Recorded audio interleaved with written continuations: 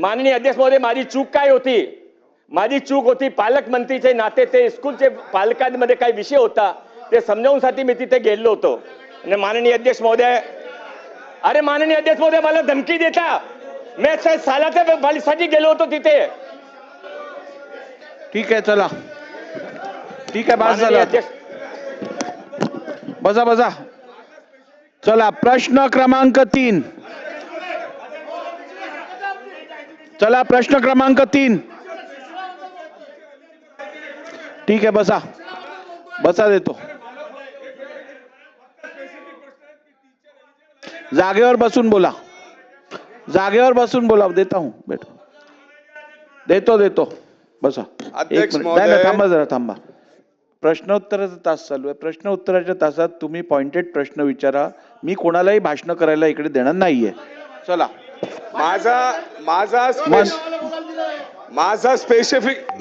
माझा स्पेसिफिक प्रश्न पहिल्यापासूनच आहे की जे कायदा आहे, कायद्याच्या अनुषंगाने जे शिक्षक आपल्याला ठेवायचं आहे त्याला टीईटी एक्झाम पास असलं पाहिजे, हे कायदा आहे.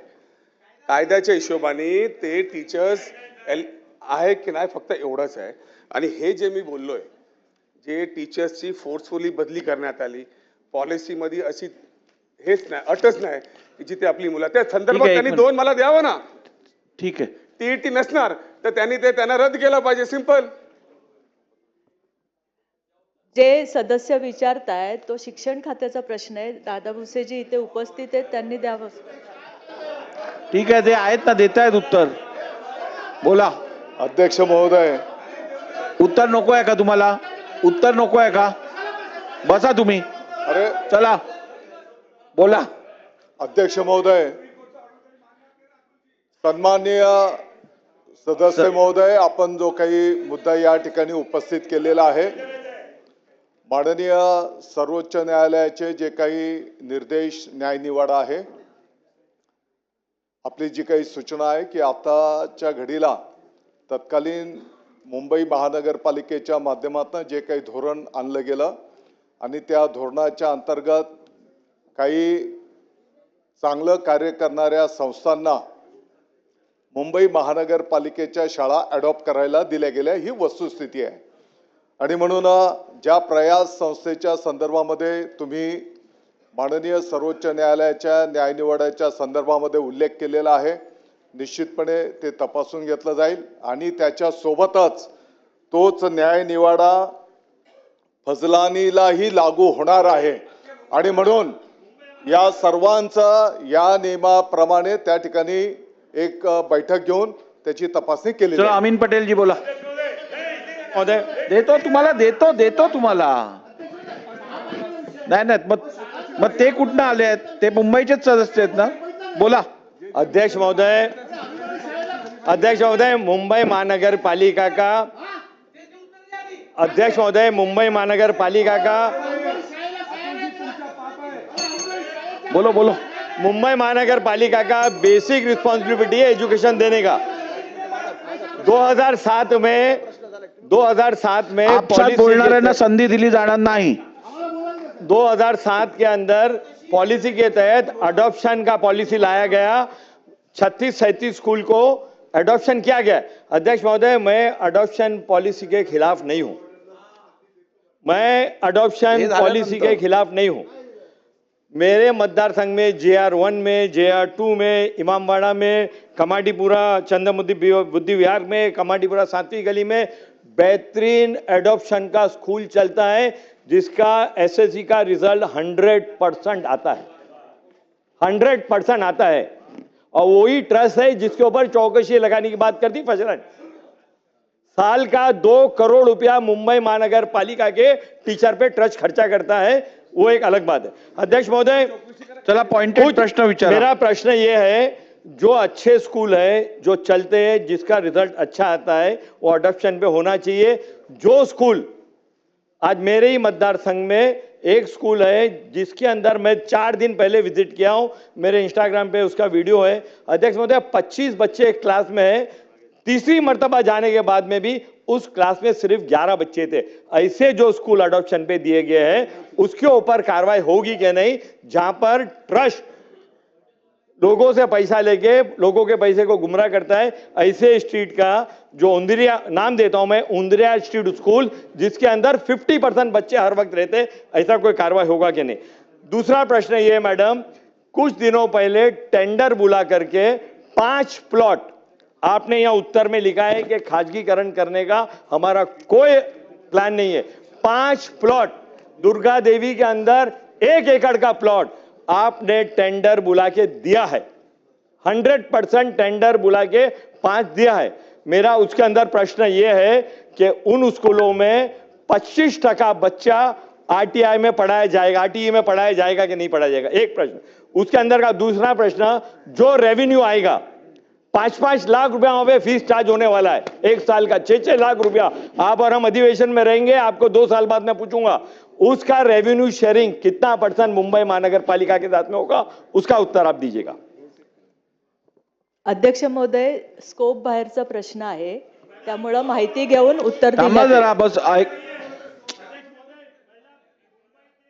पालिकाच्या खाजगी शाळा शासन निर्णय घेतला आहे का? पहला प्रश्न है, पहला क्वेश्चन है। मैडम मैं आपको बता रहा, नहीं नहीं हंसने से काम नहीं उत्तर- चलेगा। 5 स्कूल आपने दिया है, पूछे ना, 5 स्कूल आपने दिया है। अमीन पटेल साहेब, एक मैडम, मिनिट ऐका ऐका ऐका ऐका, एक मिनिट समजलं, मला समजलं, बसा तुम्ही 1 मिनिट. तुम्ही प्रश्न पुकारलात, ऐका जरा, तुम्ही प्रश्न पुकारलात, त्यांनी छापल्याप्रमाणे सांगितलं, म्हणजे ते त्यांच्या उत्तराशी सहमत आहेत, त्यांना काही सुधारणा करायची नाहीये. त्यांनी स्पष्ट उत्तरात सांगितलंय की नाही. आता त्यावरती तुम्हाला जर वाटत असेल की दिलेलं उत्तर चुकीचं आहे किंवा सभागृहाचं दिशाभूल होत असेल, तुम्ही योग्य ती पुढची प्रोसिजर अडॉप्ट करा. चला चला बोला.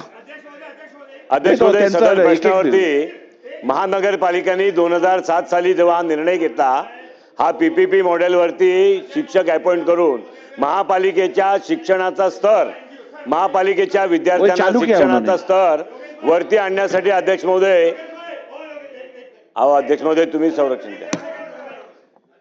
अहो असं कसं चालणार? ते बोलतायत त्याच्यात मध्ये तुम्ही असं. जो स्कूल के अंदर जो स्कूल के अंदर मैडम, जो स्कूल के अंदर एनजीओ बराबर काम नहीं करता है, उन एनजीओ के ऊपर खास करके मैंने आपको स्कूल का नाम दिया है, आप कार्रवाई करेंगी कि नहीं करेंगी? आप हाँ या ना में जवाब दीजिए। अध्यक्ष महोदय, मी सांगितलं की तपासून घेऊन माहिती देऊ. ठीक आहे, बोलिये.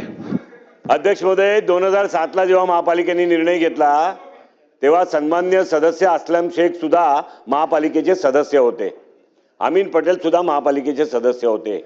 अध्यक्ष महोदय, 2009 पासून एक प्रक्रिया जेव्हा सुरू झाली, अध्यक्ष महोदय, फजलानी शाळेनी मिड टर्म मध्ये म्हणजे डिसेंबर मध्ये ती शाळा सोडायचा निर्णय कशासाठी घेतला, हा अध्यक्ष महोदय महत्वाचा प्रश्न आहे. एक, जर त्या दुसऱ्या शाळा चालवत असतील अध्यक्ष महोदय, तर ही शाळा चालवायला Pointed घ्या, त्याला- प्रश्न घ्या. नाही, प्रश्नच आहे ना.